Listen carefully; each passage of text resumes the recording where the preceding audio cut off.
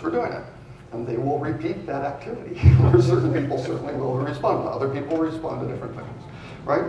And they link, of course, every purchase to a guest ID. Maybe guest ID not from a frequency program, they go off your credit card, whatever they can match up, right? They figure out, that's you. Well, they happen to have 25 products that they look together. It happens to be unscented soaps and extra large cotton balls and washcloths and all these sorts of things that apparently women in their second trimester of pregnancy start buying. That's what the guy's daughter started buying. And then bing, high probability, send the mailing, they were right, oops. Here we go. So if you're interested in getting things before they happen, as opposed to way after they happen, big data may be something you're interested in looking at.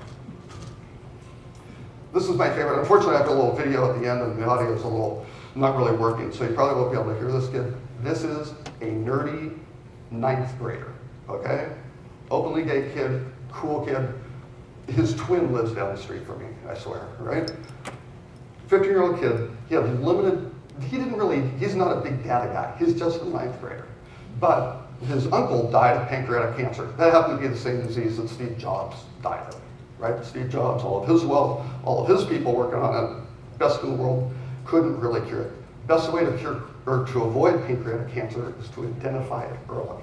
So Jack's, I believe it's his uncle, passed away 3 months from getting it to being gone. How does that happen? So he started researching things. His only source of research was Google and Wikipedia, which is big data, and it's not very well structured, but he went out there and looked. So he decided he was going to try to figure out early detection tests for pancreatic cancer. He didn't even know he had a pancreas when he started this, right? He figured out what it was. It also happens to work for lung and ovarian cancer. So what do you do? Mostly diligent effort with a good idea, and it is massively disruptive. So he went through their 8,000 proteins, and he figured out that mesothelin is the biomarker that indicates cancer. It goes up when you have cancer, or before you get cancer. That's great. It was number 4,000 that he checked, okay? So he's halfway through. Thank goodness he didn't have to go all the way through, but he did. He then had an idea for these carbon nanotubes. That's a picture of one of them. Where did he get that? His 9th grade biology class, okay?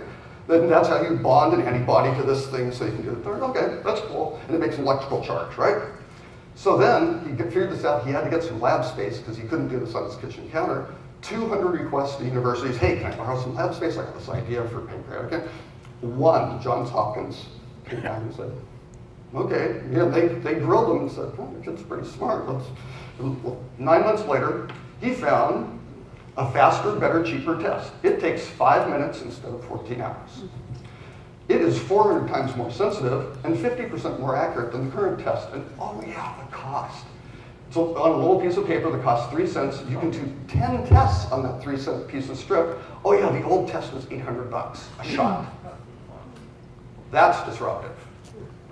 If you're the old group who made the old test, you've got a problem. Yeah, you aren't going to lower your cost of production to go match this guy. So that's what you can do.